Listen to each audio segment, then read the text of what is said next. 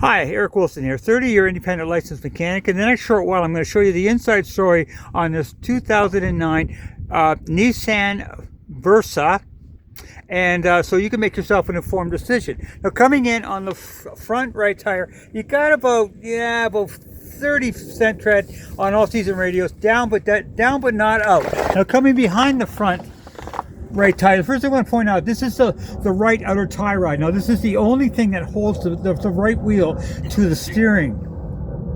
Okay, this is the only thing that holds the right wheel to the steering, and that is tight. This is the right lower ball joint. Now, this is critical because it's the only thing that holds the wheel to the chassis. That and the strut. But this is tight. This rubber boot here is the right outer CV boot. Now, it's full of grease. If it was ripped, you see grease all over the place. Important not to be, because it lubricates the axle moving forward. This is the inner CV boot, same thing, full of grease. If it was ripped, you see grease all over the place. This is the right sway bar link to connect it from there up to up to there. Now, that's important to be connected because it dampens the sway as it goes around the corner. Now, this is your right front strut. Now, there's no brakes in the spring suspension. More importantly, look inside there. That tube in the middle there is all full of oil. If it was leaking, you see it dripping all the way down here. That is not important, not to, because it controls the suspension on the car. Now, speaking of leaks, I'm going to take a look here for any indication. Okay, now that's the bottom of the motor. Good and dry. Bottom of the transmission, good and dry. So I don't see any indication of leaks there. Now, this is your catalytic converter. Nothing wrong with it. Trouble is that people are reaching under it and going cut and going cut, and you got yourself $1,000 repair because they're taking it to the wrecking yard and getting $100 to $125 for that. Now, if you buy the vehicle, I am going to put a free catalytic theft protection system on it, and that costs you nothing if you buy. Simply contact me.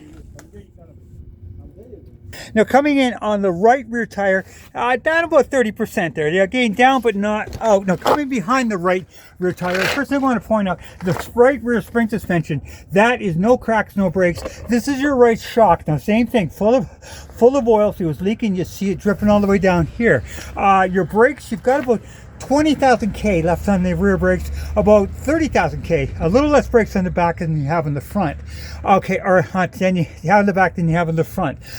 No indication of leaks here that I can see.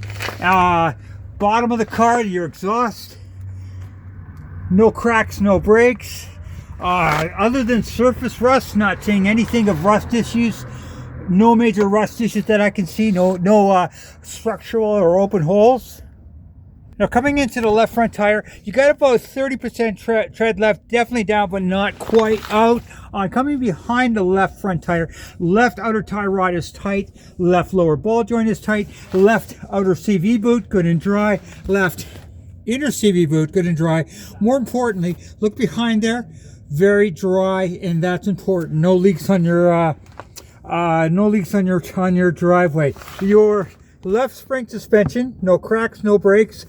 Again, good and dry on your shock, and on your brakes, you've got about 30,000 K left on the front brakes. Coming in on the left rear tire, you got more tread on this than you have on the other wheels.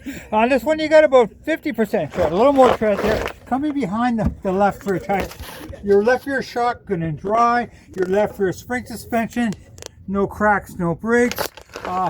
No visible leaks that I can see, but 20,000 K on your rear brakes. Yeah, so that's what the bottom of the vehicle is. Now I'll take you up and show you the top and the motor. Okay, with the scanner plugged in, it says no codes are stored in the module, so it doesn't have any trouble codes, which is a good thing. Okay, with the motor running, very, very smooth. Okay, shot of the exhaust with the motor running, very, very clean.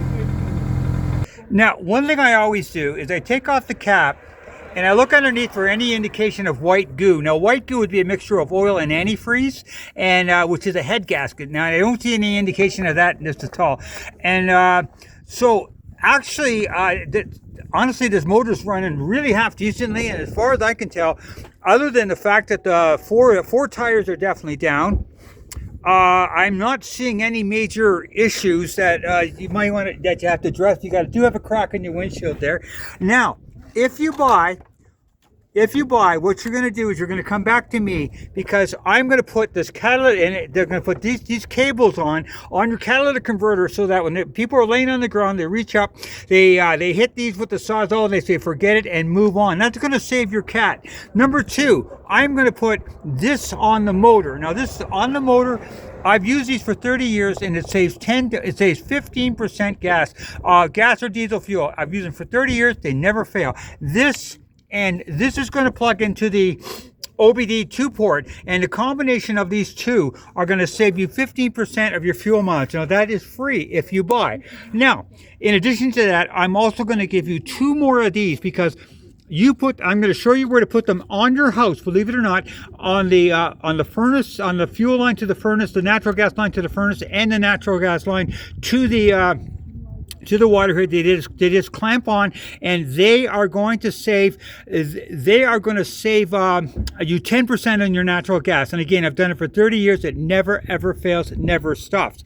So give me a call, and if you decide that this is for you, then contact me, and I'm going to do that, what I call the 2 for free. And hopefully this will help you make an informed decision, because I am the Cowboy Mechanic. Bye-bye.